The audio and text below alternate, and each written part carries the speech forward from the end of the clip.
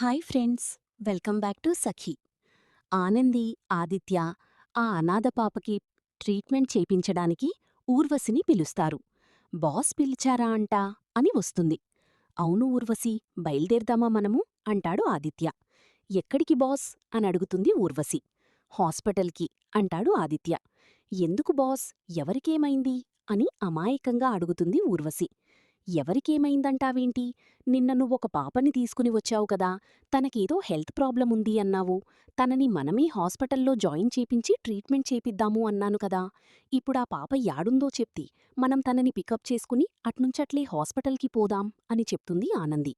అది విన్న ఊర్వశి షాకింగ్గా చూస్తూ ఉంటుంది. చెప్పు ఊర్వశి, ఎక్కడ పికప్ చేసుకోవాలి పాపని అనడుగుతాడు ఆదిత్య.